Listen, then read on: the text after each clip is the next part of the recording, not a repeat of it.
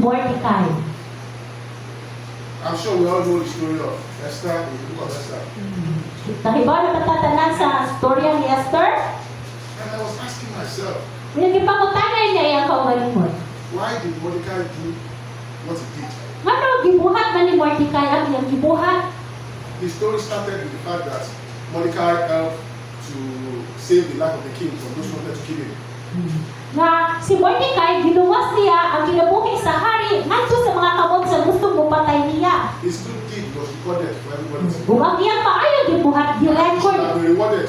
niya siya magantihan. But when it was time for God to reward, for the king to reward those who didn't move good, Pero sa panahon na buhatag ng ganti it was ang hari, Haman, Mordecai's enemy, tungod ko ni Haman, ang kaaway ni that was Mordecai, promoted nga maway gi-promote sa hari. above Mordecai. Nalabaw pa kang Mordecai. You know, what really got me thinking was the fact that the king made a decree.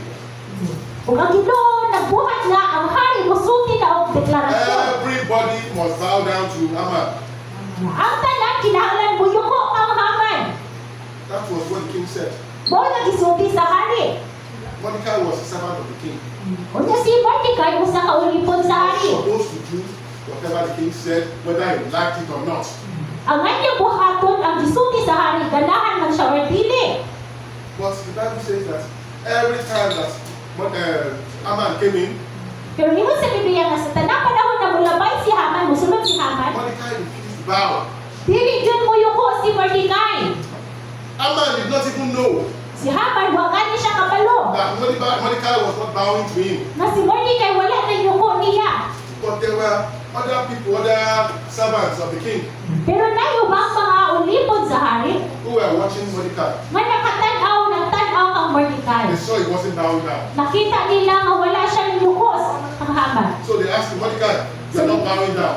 Gibangutan na nila sa Mordecai, ngano wala ba ka niyuko? Why are you not bowing down? Ngano wala ka ka niyuko? After the king has commanded it. Nagikumat naman, nagimando naman na sa hari. Mordecai said, I'm not bowing down.